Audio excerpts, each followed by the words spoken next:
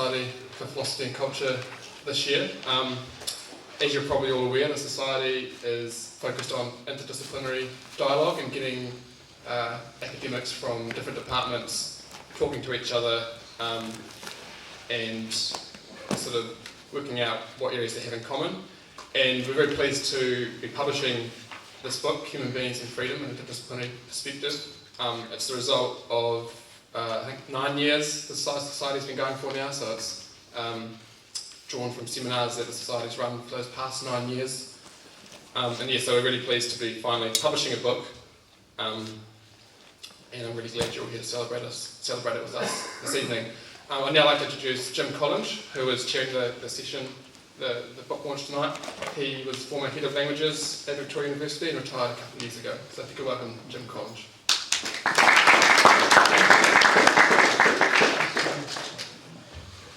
Thank you. I'm going to go straight into, without saying anything about Jay, I'll say something later. But I would like first of all to welcome the principal speaker tonight, the Mayor of Wellington, Celia Wade-Brown.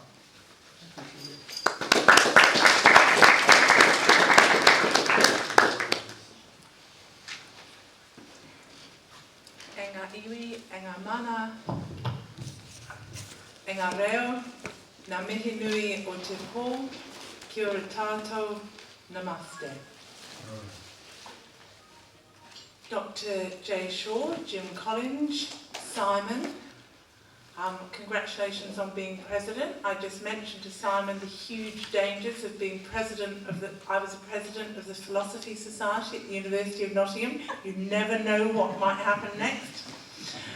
Jim, thank you for welcoming us here. Councillor Pepperell, my fellow cycling philosopher at the council, I never did quite work out what the Southern Ward had done to deserve 2 cycling philosophers as their Southern Ward councillors for so many years. Academics, philosophers, students of humanity, I really like the way that you're trying to bring an interdisciplinary approach. And philosophy is, of course, such a wonderful place to start because you can have the philosophy of politics, you can have moral philosophy, you can have the philosophy of almost anything.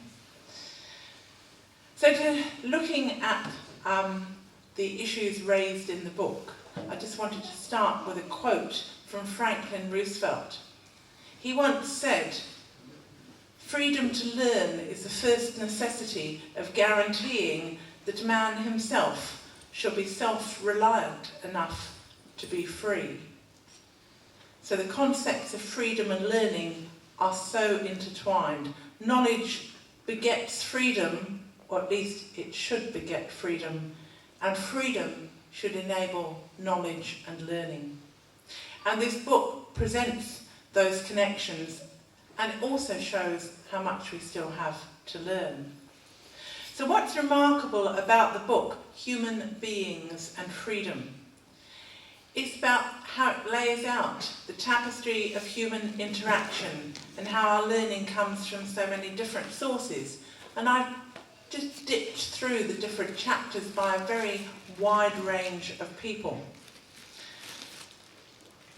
It's the interconnectedness of things that's at the heart of the book, and that speaks very strongly to me. I hope we're not going to get rid of the concepts of cultural, social, environmental and economic well-being from local government, because without well-being, what is the point of local government?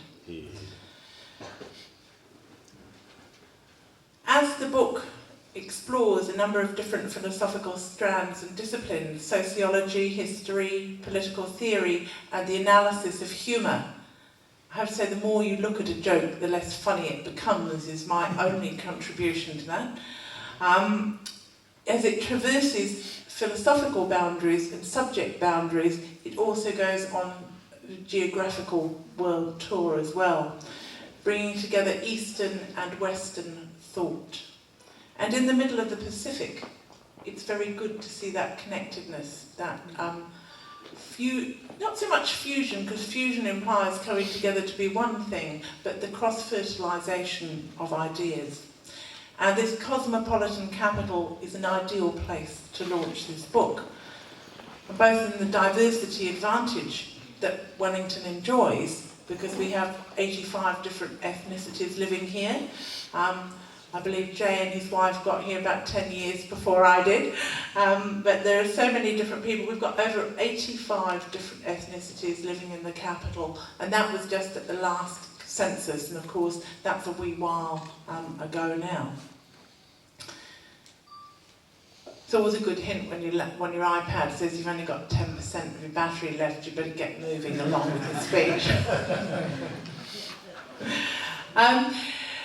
It does take me back, sitting in a room like this with some very able academic minds, back to when I was studying philosophy at Nottingham University. I'd done sciences at A level, which is the equivalent of NCA level 3, whatever.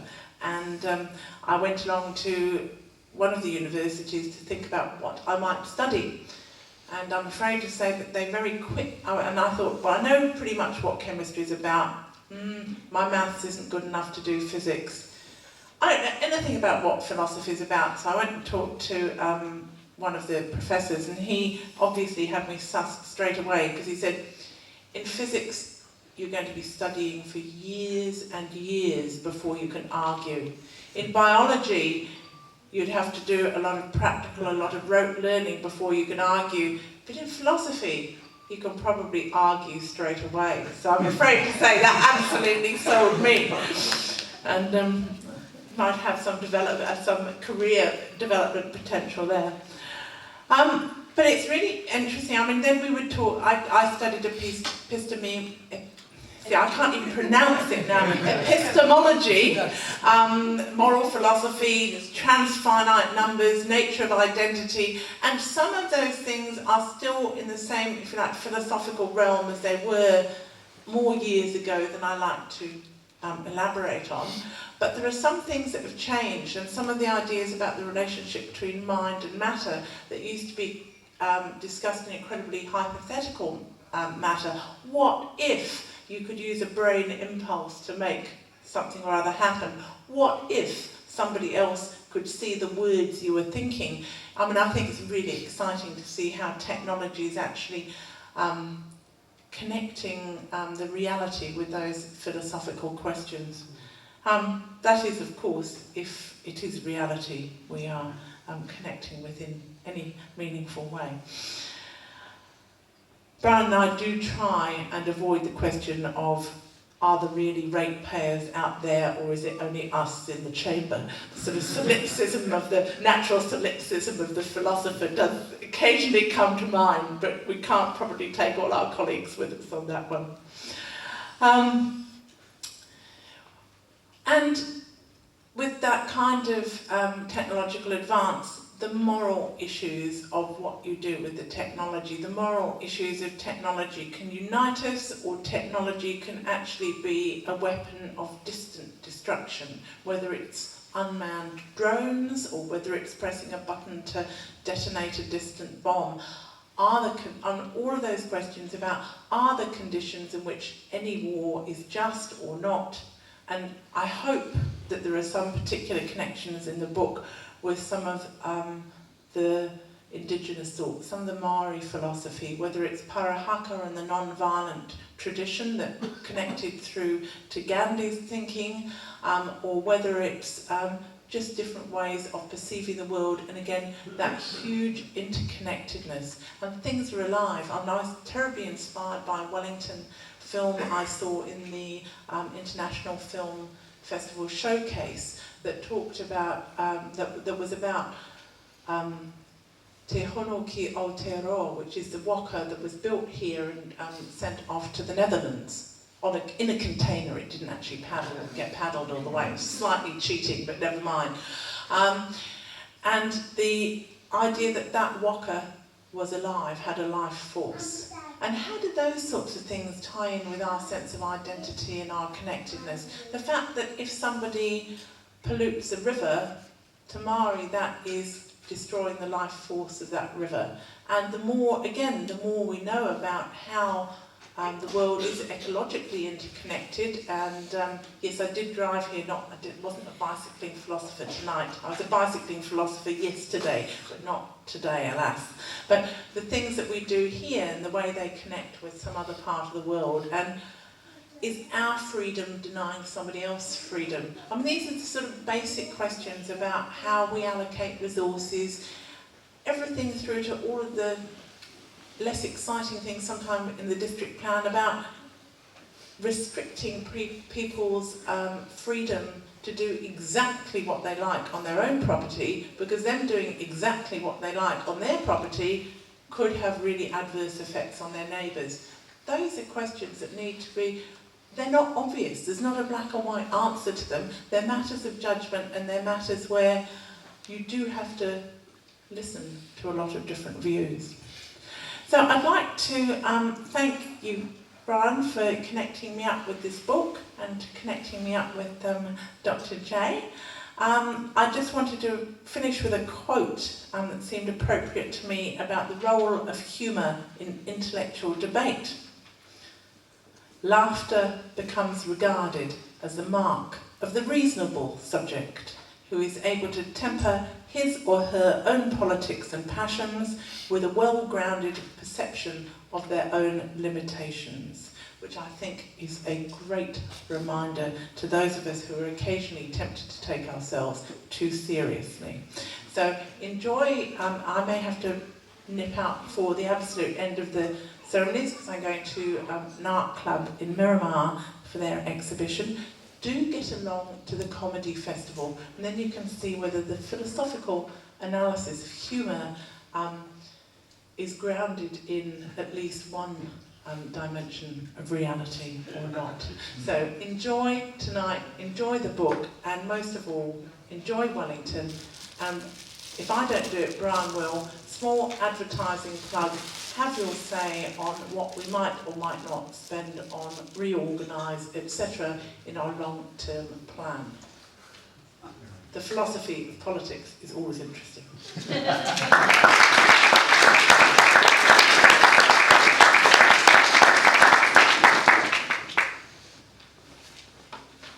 Thank you very much, Celia Wade-Brown. I'm fascinated that we have Nottingham in common. Jay's given me a long list here of speakers, but I'm going to break a little bit and just say a few words about Jay from a personal point of view and introduce myself, and then I'll go on with asking other people to speak. I realise that I've known you, we've been friends for 40 years. That's right. And I first... 41 now. Yes, I first met Jay when, as a very new lecturer in education, in my simple-minded way, I thought that education might have something to do with mind, and I saw that there was a course on philosophy of mind going on at the university, and so I decided, well, I'll sit in on and take this course, and it was taught by Jay, who introduced me to Gilbert Ryle and the concept of mind. Jay took me very deeply into the heart of that book. I had a friend from Canada who also started exactly the same time as me, who was a psychologist, and after Jay's lectures I used to ring him up and read bits of Ryle out, and we would talk about it over the telephone. And then, a couple of years later, I started to go to some of the seminars in the philosophy department, and there was Jay talking about Indian philosophy, something I remember called the Nyaya. And it made me realise that here was a remarkable scholar, someone who could go very deeply into the heart of an archetypal British philosopher like Gilbert Ryle, and then also talk about Indian philosophy, and what's more, make connections between the two. And this is something that I recognised about Jay and have always respected. He is a remarkable scholar. He tells me that this book is his 10th book. There are some 80 plus substantial articles and papers, and goodness knows how many hundred conference papers and seminars and that sort of thing. So I just wanted to place on record my thanks, Jay, for your friendship over the years, and also my recognition of your remarkable scholarship. Thank you.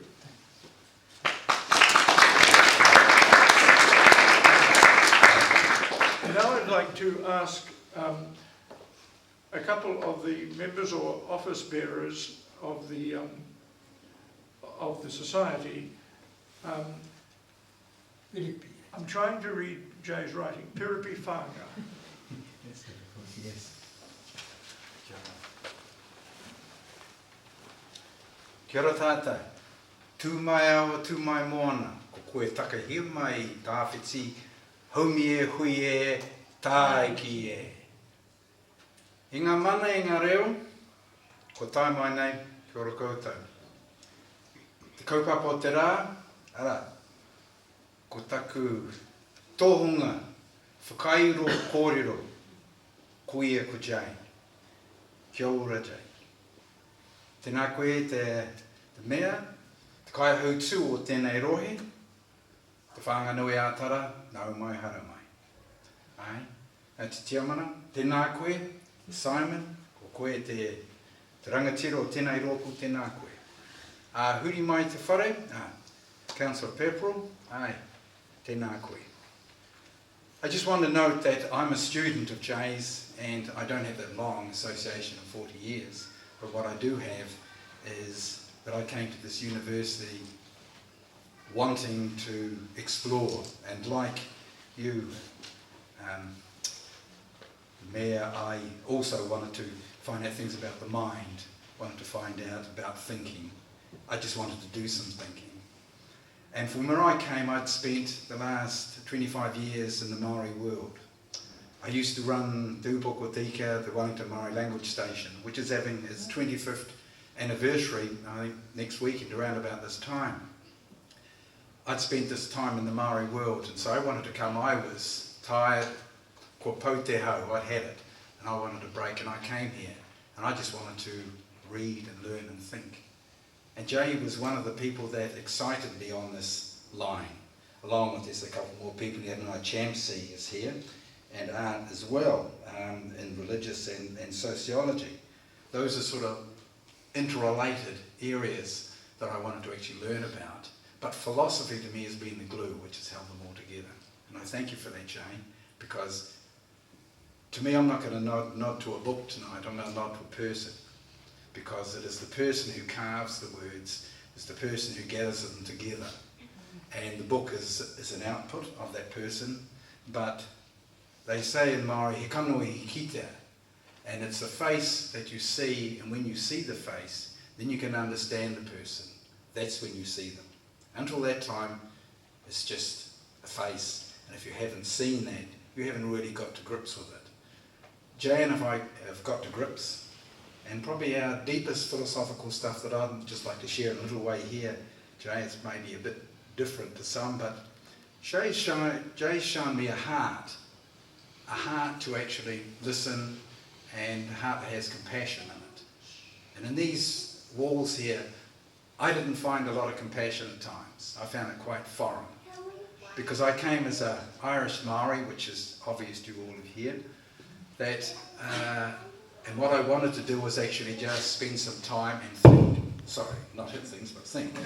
And in all my subjects, I saw everything from my perspective, which was largely a Maori perspective, because the Irish doesn't get out too much in New Zealand. And that's how I wrote. And Jay welcomed that, and I found that philosophy was something which I could use and be the social glue and actually the values that I have in life and how my parents brought me up. And it enabled me to actually be myself. So in some ways the identity you see here is an identity in the last 6 or 7 years shaped by the thinking and the talking and the discussions, and sometimes hard discussions. Sometimes they're on paper, which is one of these strange tikanga of this place. You write things down on paper. In the Maori world, you see the person and you challenge the person by standing in front of them and talking. But in this world, you write it down. It's like you might shove it under the door and you give it, and it gets marked or looked at. Jay introduced me to this concept that you could actually come back for seconds and thirds and fourths and fifths. It never ended. As he said to all his students, as much time as you want to put into learning and discussing, I'll put in that time too. Now, I hadn't seen that before, not in this world. And Jay was as good as his word, so I'd come back the second and third, and he would say to people, if you want an A grade mark, just keep on submitting them, you know, if that's what you want. And people thought this is great. Some people said there's got to be a trick here somewhere. And of course the trick is that you get to learn, you get encouraged to learn. And this teacher is willing to be the pupil as well, is willing to learn. So when I wrote from a Maori perspective, Jay encouraged that, and he enabled me to actually write from a Maori perspective here. So an Indian philosopher who has his feet firmly in several worlds was able to embrace my Maori world and encourage it out of me here. And I thank you for that, Jay, because that's an essential thing. My people really thank you. My Irish people haven't said the thanks yet, but the Maori people certainly know it. It's a really useful skill to have a heart for people and just to encourage the talking to go on.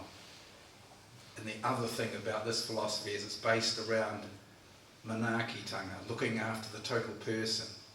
So in our world, it's one that says, make sure, have we eaten yet? So there's always food around things that Jay does.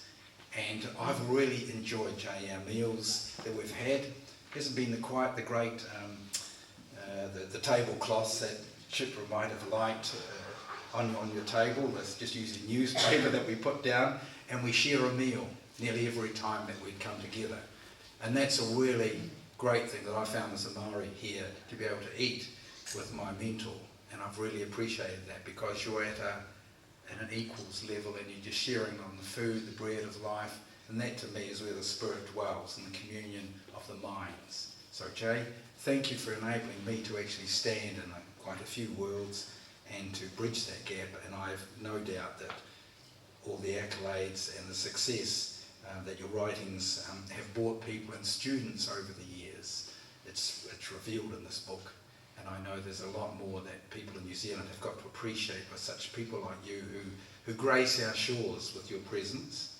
And you come here humble, and you actually make us more by what you discover here and what you're prepared to transform. So, ngā mihi kotoa ki tō iwi, tā wāhi ke. Kei reira te Māori o rātou, ko tai mai koe, ko koe te Māori o rātou mā, ko tai mai. Nā reira, hui hui mai tātou katoa.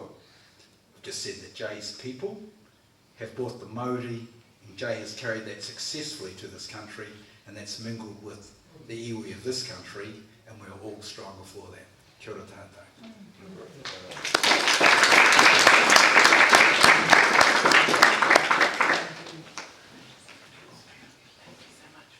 And now I'd like to call on Matthew McDonald. Matthew here?